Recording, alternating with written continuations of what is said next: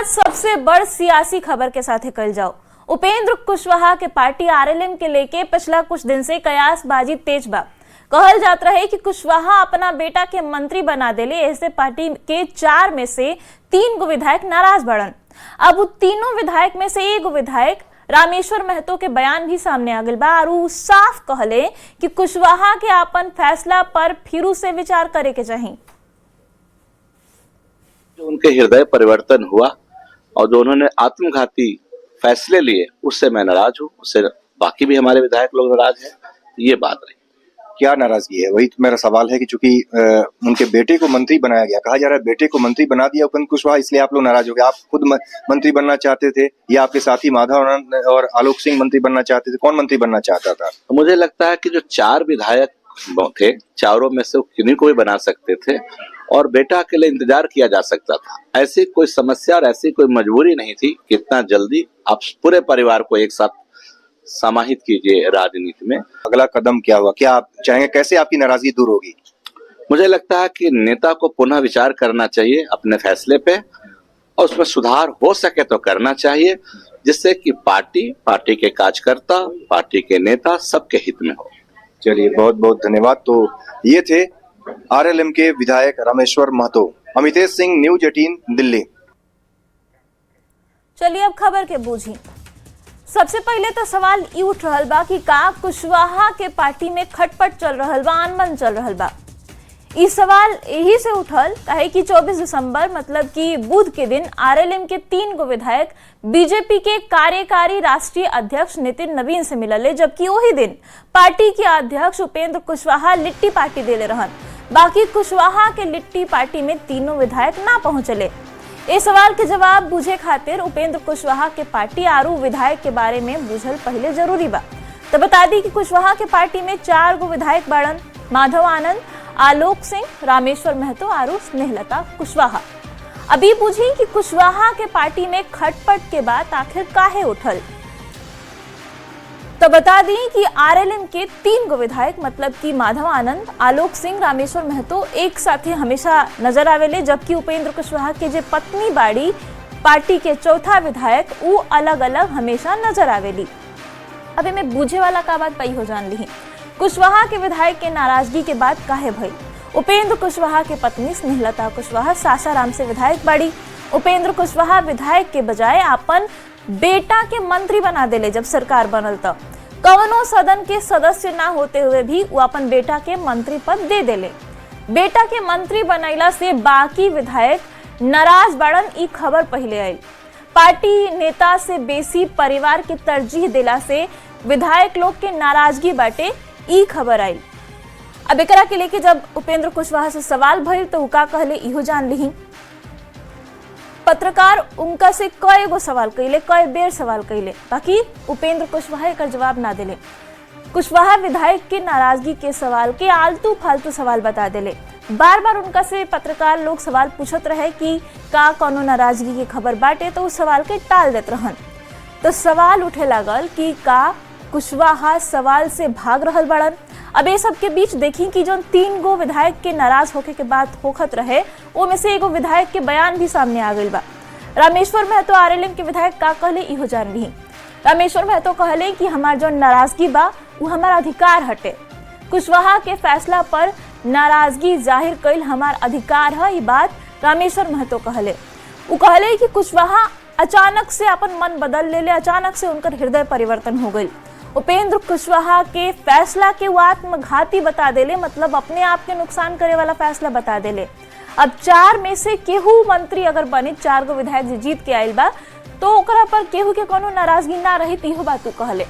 और कहले कि वो अपन बेटा के इंतजार करे के अभी कह सकत रहन, अभी उनकर बेटा के कोनो जल्दबाजी में मंत्री बनावे के काम ना रहे। कुशवाहा के अपन फैसला पर पुनर्विचार करे के चाहिए, ई नसीहत भी कुशवाहा के विधायक उनका के दे देले बाड़न। बढ़ल अगला खबर के देने राबड़ी देवी के आवास 10 सर्कुलर रोड से बेअफे के दिन देर रात कुछ सामान शिफ्ट कल गई। वो तब जब राबड़ी देवी, लालू प्रसाद और तेजस्वी यादव पटना से बहरी बा लोग। अब यह मुद्दा पर सियासी बयानबाजी तेज हो गई बा।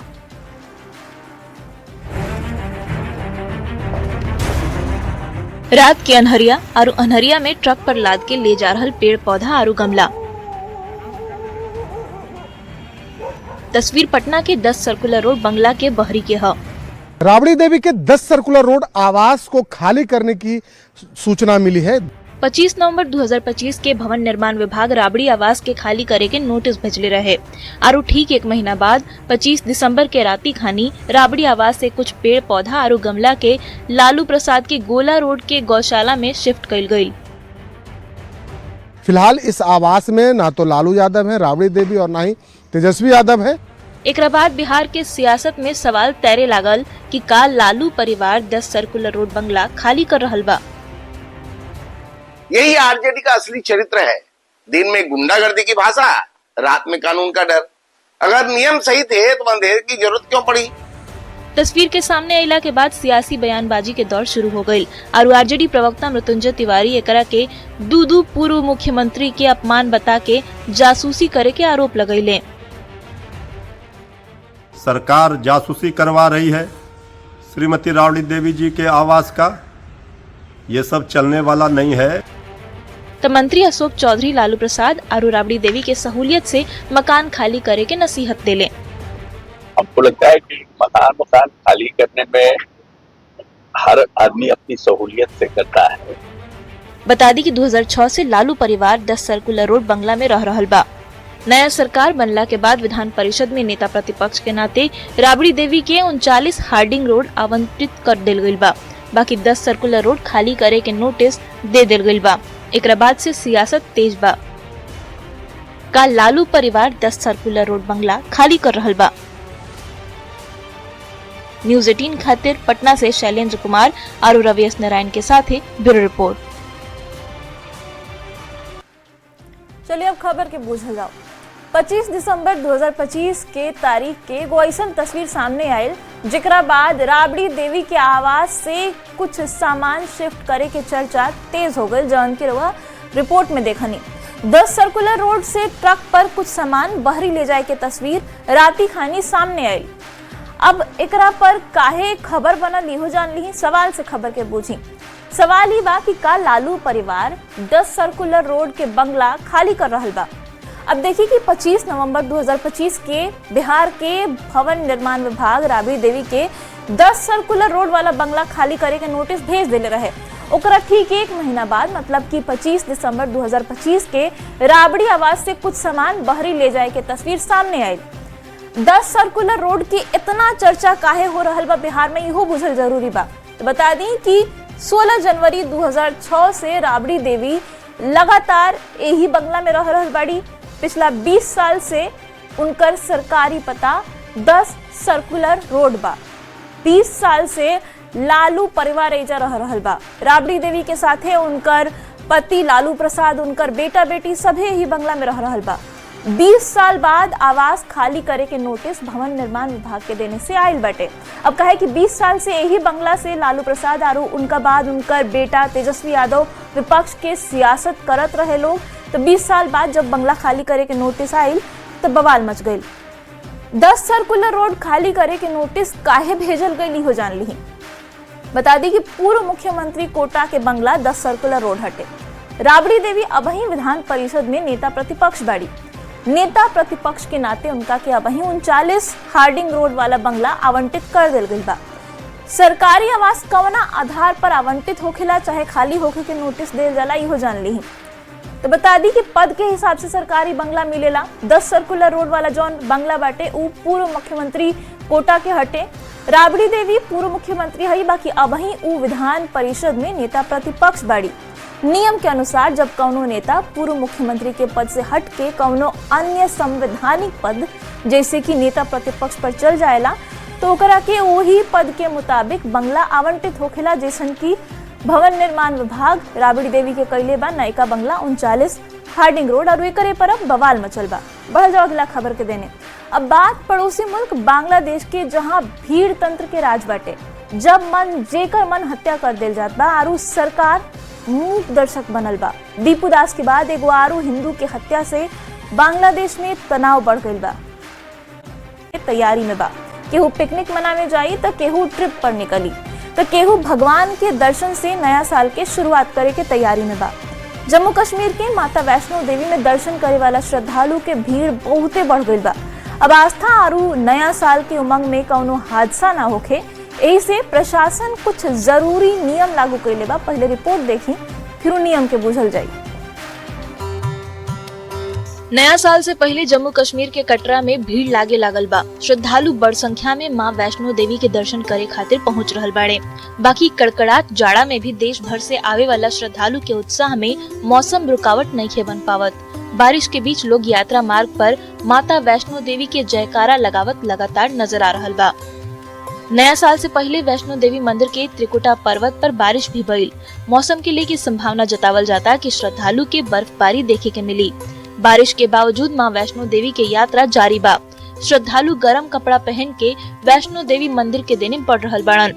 बदलत मौसम में श्रद्धालु के सुरक्षा और सुविधा पर पूरा ध्यान देल गईल बा। श्री माता वैष्णो देवी श्राइन बोर्ड के कर्मचारी यात्रा मार्ग पर निगरानी कर रहल बाड़न। Bureau report, news 18। तो वैष्णो देवी यात्रा में कुछ बदलाव ले आयल गईल बा। अब चली खबर के बूझल जाओ। सबसे पहले ये बूझी कि यात्रा में का बदलाव भइल बा। मां वैष्णो देवी यात्रा के नियम में बहुते बड़ बदलाव कइल गईल बा। नया साल में श्राइन बोर्ड नियम में बदलाव कइल गईल बाटे। यात्रा शुरू करे से पहले पंजीकरण अब जरूर करावे के पड़ी। रजिस्ट्रेशन के 10 घंटा के भीतर ही रउआ यात्रा शुरू करे के पड़ी। अगर रजिस्ट्रेशन करा देले बानी तो दर्शन पूरा कइला के बाद 24 घंटा के भीतर ही कटरा पहुंचल जरूरी हुई। अब पहाड़ के चढ़ाई आरू उतरे के नियम सख्त कर देल गईल बा। पहाड़ पर भीड़ जमा ना होखे करे के लेके ये सब नियम सख्त कर गईल बा। काहे कि अगर भीड़ जमा हुई तो हादसा के खतरा बढ़ जाई और हादसा के खतरा के कम करे खातिर ये सब नियम लागू कर गईल बा। अब बुझी कि वैष्णो देवी यात्रा में बदलाव काहे कर गईल बा। तो बता दी कि नया साल से पहले श्रद्धालु के संख्या में तेजी से बढ़ोतरी देखे के मिलल। ट्रैक पर भीड़ प्रबंधन, सुरक्षा आरू आपात स्थिति से निपटे खातिर ही फैसला लेल गईल बा।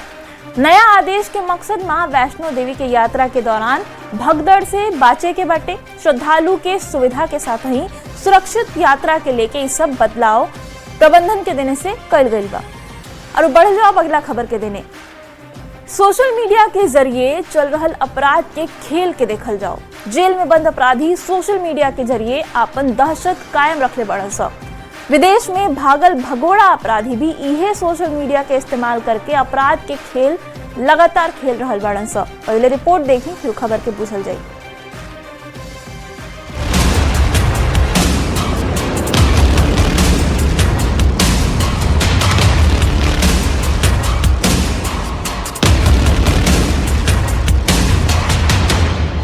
सोशल मीडिया के जमाना में एक दूसरा से संपर्क कई आसान हो गईल बा। बाकी यही सोशल मीडिया के चलते अपराधियन खातिर भी रास्ता आसान हो गईल बा। सोशल मीडिया प्लेटफॉर्म के जरिए अपराधी लगातार कारोबारियन के धमकावत अरन स। अपराध खातिर सोशल मीडिया के इस्तेमाल ऐसा लोग बेसी कर रहल बा जिनकर सरगना चाहे तो विदेश में लुकाइल बा चाहे जेल में बंद बा।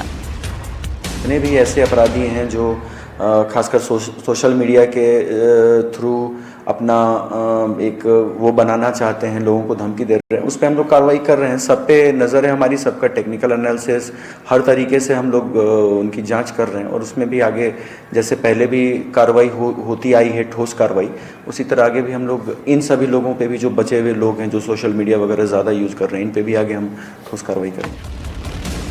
सोशल मीडिया से जारी अपराध के खेल के लेके पुलिस पर सवाल भी उठे लागल बा। साथ ही साइबर सेल के भूमिका के लेके भी सवाल हो रहल बा। टीएसएसपी के दावा बा कि सब सोशल मीडिया प्लेटफॉर्म पर नजर रखल जाता और जल्दी एक्शन भी हुई। अब देखे के हुई कि सोशल मीडिया की मदद से फैल रहल अपराध के नेटवर्क पर कब तक नकेल कसल जाई। न्यूज़ 18 खातिर रांची से ओम प्रकाश की रिपोर्ट।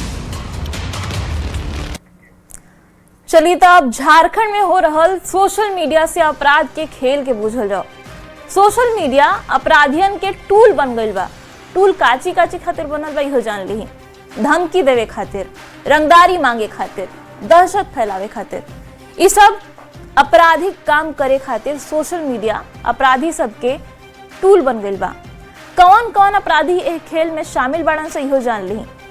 ओकनी के नाम भी पता बा। प्रिंस खान धनबाद के गैंगस्टर हटे, उ एक खेल में शामिल बा। मयंक सिंह जमशेदपुर के जेल में बंद बा। सुजीत सिन्हा जेल में बंद गैंगस्टर। राहुल सिंह भी विदेश में बैठ के ये अपराध के खेल खेल रहल बा।